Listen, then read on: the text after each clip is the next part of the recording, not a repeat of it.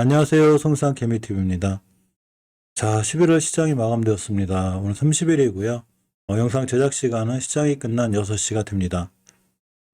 사실 오늘 시장이 굉장히 안 좋았죠. 어제 미국 시장이 반등해줬길래 오늘 오전쯤에 우리나라 시장이 좋았겠구나 생각을 했는데 오후로 들어서면서 갑자기 많이 무너졌습니다. 특히 코스닥 시장 같은 경우는 사실은 이제 이 개인들의 매도세가 굉장히 있었죠.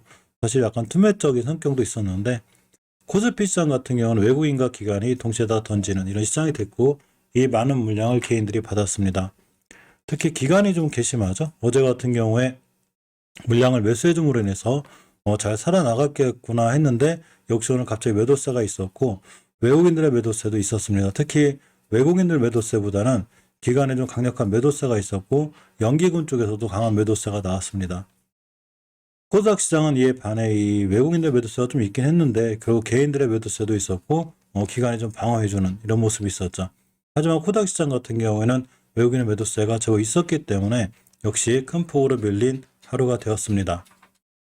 전체적으로 HLB 그룹주들도 넥서사이언스를 제외하고는 제법 물렸죠. 근데 굳이 HLB 그룹주들뿐만이 아니라 어제 잘 올라가던 뉴바이오로직스, 또 mRNA 관련주들, 또 이 진단키트 관련주들까지도 전부 다 크게 무너지는 상황이었고 진단키트 관련주들 오전 내내 좀 밀려 있다가 오후에 시장이 역전되면서 거꾸로 돌아나가는 이런 상황까지 됐습니다.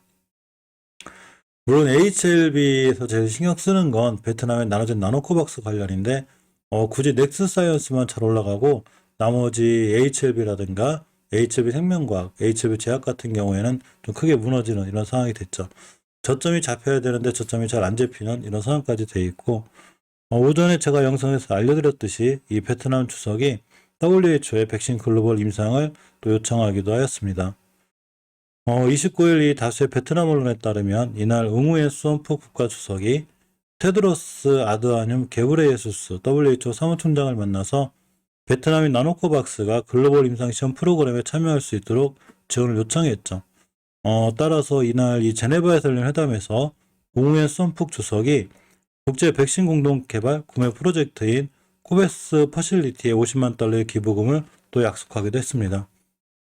개인적인 내 피처리지만 어쨌거나 우리가 이렇게 기부도 할 테니 이런 베트남의 나노코박스에 대한 백신 글로벌 임상을 좀 해달라 이런 요청이 되는 이런 상황이 되기도 합니다. 서로 간에 어떤 끈끈한 유대관계를 보여주는 이 상황이기도 하죠.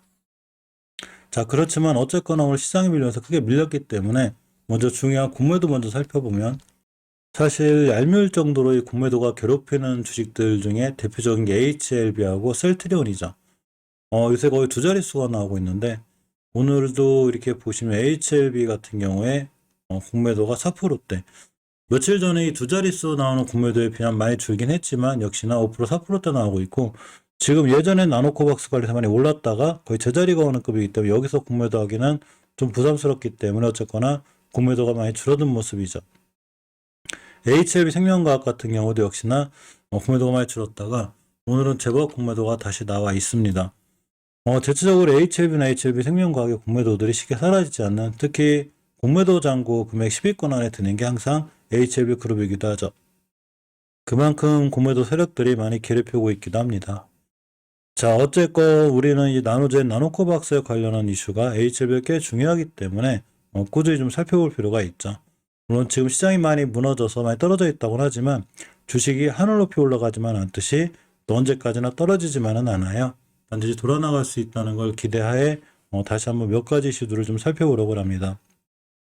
이제 굿모닝 베트남의 출처인데 이 나노코박스 임상 시험 결정 단계 도달이라는 이 타이틀로 기사가 있어서 보려고 합니다. 네이버에 굿모닝 베트남 치면 이제 이런 관련된 기사들이 잘 나와 있는데요. 이 대충 좀 살펴보면 보건부는 지난 9월 2일 수립된 자료로 중기 임상 3상 결과에 따른 조건부 순환 등록을 고려하는 대신 최근 나노젠의 추가 보고서를 요청하고 이 테스트 프로세스의 최신 결과를 추가한다고 했습니다. 얼마 전 제가 영상에서 알려드린 쉽게 얘기하면 보건부에서 추가 서류를 요청했다는 얘기가 되죠. 그래서 이 호치민시에 있는 의과대학, 그리고 나노젠, 파스트연구소 이렇게 세 군데에 바로 이런 서류를 요청을 했습니다. 이 서류는 늦어도 11월 24일까지 보내야 되는데 원본 기록 수집, 데이터 분석 및 해석의 시간이 필요하기 때문에 임상시험 업무의 거점인 병원에서 11월 29일까지 연기를 요청하기도 했는데 이 연기 요청한 이 기간까지도 제때 맞지 않을 수 있다는 이런 유형의 글들이 됩니다. 마지막에는 이 베트남 특례에 관한 얘기가 좀 있어요. 11월 27일 오전 국가 코비드19 예방 및 통제 운영위원회 위원장인 판민친 총리가 코비드19를 치료하기 위한 백신 및 의약품 수입 및 제조에 관한 회의를 주재했습니다. 여기서 총리는 특히 백신과 의약품 생산을 촉진하기 위해서는 모든 어려움과 장애물을 제거하는 것이 필요하지만 안전, 과학, 효과성을 보장하고 공공성, 투명성을 보장해야 하며 엄격함을 바탕으로 모든 네거티브 집단이 불공정 경쟁에 맞서 써야 한다고 강조했죠. 이게 쉽게 쭉 읽어보면 이 대충 내용은 베트남에서 나온 나노코박스가 이제 급하고 필요하긴 하지만 결론적으로 얘기하면 효과가 어느 정도는 이 공정하게 객관적으로 효과가 나와야 된다는 얘기를 하고 있는 거죠. 물론 굉장히 급하죠. 베트남도 급하고 지금 특히 오미크론발 또 변이 바이러스로 인해서 전 세계 시장도 많이 흔들리고 있고 사실 많이 우려가 되는 상황이죠. 그렇지만 어떤 베트남 보건부 자체에서도 결국은 너무 완벽한 백신이라기보다는 어느 정도 보호 효과라든가 이런 효과에 대한 입증을 해놓은 다음에 백신을 승인하려는 이런 움직임이 있는 것도 사실일 것 같습니다. 사실 우리나라 이 상장 주식 2,500개 중에 아까 제가 장중에 잠깐 살펴봤는데 올라가는 주식이 200개가 안 되더라고요. 2,200, 300개 정도 주식은 다 떨어지고 있었기 때문에 추세들은 굉장히 불안합니다. 사실 우리가 이제 월봉에서 모든 장기적인 추세를 결정하는데 제가 아침에 이렇게 거는 자리들이 있어요. HLB가 이 자리를 다 와가죠. 이 자리를 깨지 않을 확률이 높은데 이 자리를 깨게 되면 다시 60개선까지 밀리게 되는 위험성까지 있습니다. 결국 길게 생각해 보면 나노젠 나노코박스 관련해서 올라갔던 부분을 거의 다 토해내는 이런 상황까지 온 거죠. 그렇기 때문에 이전 바닥이 와 있는데 거의 이제 바닥 근처까지 오지 않았나라는 개인적인 생각을 해보고 어디까지나 제 나름대로의 판단이기 때문에 모든 투자에 대한 판단, 책임은 본인에게 있습니다. 하지만 2달 동안 꽤 밀렸죠.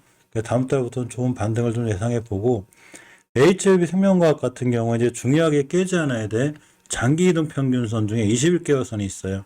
이 자리 일단 깨진 않았어요. 따라서 내일 같은 날이 이제 이 다음 달 시작이기 때문에 역시나 20개월선 이탈하지 않는 선상에서 돌아 나가주는 게 굉장히 중요하고 자, 주봉에서는 여전히 추세를 아직 회복하지 못했죠. 꾸준히 우하향하는 중인데 역시나 이전 바닥들 근처까지 와 있기 때문에 여기선 더 이상 밀리지 않을 이런 확률이 좀 있습니다. 따라서 이 일봉에서 추세가 이렇게 밀리고 있어도 결국 이격을 모아지면서 옆으로 가는 과정이 중요하다고 그랬는데 전혀 그렇게 되고 있지 않죠. 옆으로 가는 과정은 이 하락 추세를 멈추고 이격을 모이고 기간 조정이 있어야 되는 얘기인데 아직 하락 추세가 멈추지 않았다는 증거가 되기도 합니다. 당연히 이 10개선 당연히 지켜주어야 되고 다음 달에 깨면 다시 추세가 이전 바닥까지 올 수 있다는 거 이거를 좀 명심해야 될 것 같고 HLB 제약이 제일 안 좋게 끝났죠. 사실 제가 쭉 지켜봤을 때 절대 이탈하지 않아야 될 20개선 여기를 이탈해버렸어요. 오늘 말이기 때문에 이제 위험한데 물론 다음 달이라도 다시 회복해주고 돌아 나갈 때는 중요한 매수 타이밍이 되고 깨면 손절 이렇게 대응하는 게 맞아요. 그렇지만 시장이 무너진과 동시에 20개선 회복해 못해주면 더 추가로 밀릴 수 있고 하방으로 열려 있다는 거 이게 굉장히 위험한 상황이 되기도 합니다. 주봉에서도 절대적으로 지켜줘야 될 예전에 이 지지선과 매물대들 다 뚫어놓고 내려온 거기 때문에 굉장히 위험하죠. 사실 이 상황은 차트를 뒤집어 놓으면 간단하게 볼 수 있는데 드디어 변곡점 뚫었죠. 이렇게 변곡점 뚫고 이제 올라갈 일만 남은 거죠. 그렇기 때문에 이 상황을 다시 제자리로 돌려놓으면 굉장히 위험한 상황, 즉 바로 돌려놓지 못하면 추세가 하향으로 무너질 수 있는 이런 상황까지 돼 있고 월말은 마감되었지만 아직 이번 주가 끝나지 않았기 때문에 이번 주 5주선의 회복을 좀 기원해 봅니다. 만약 회복 못 해주면 역시나 5주선을 타고 줄줄 흘러내릴 수 있는 이런 상황이라 절대적 경계감이 필요한 상황이기도 하죠. 넥스사이언스가 그나마 잘 올라가서 좋긴 한데 월봉에서 중요하게 지켜줘야 될 10개선 자리를 깔끔히 지켜줬습니다. 월 중엔 떨어질 수는 있지만 월 말상 올려놨기 때문에 지금부터는 역시나 10개선을 기준으로 이탈하지 않는 게 굉장히 중요하죠. 많이 올라왔어요. 많이 올라왔다가 제법 다시 떨어지는 분위기라 역시 지금 추세를 한번 돌려놓을 수 있는 상황이긴 하지만 이러한 추세를 유지하기 위해선 반드시 10개선 위에서 있어야 되고 주봉에서 봤을 때 역시나 옷은 회복해졌죠. 다음 주, 그러니까 이번 주 아직 진행 중이기 때문에 이 수목금, 상거래일상, 5선 이하로 떨어지지 않는 게 굉장히 중요한 이번 주가 됩니다. 자, 일봉에서도 깔끔하게 21선이 올라탔기 때문에 여기서 뛰면 60일선이나 이제 변곡점까지 갈 수 있는 확률이 있어요.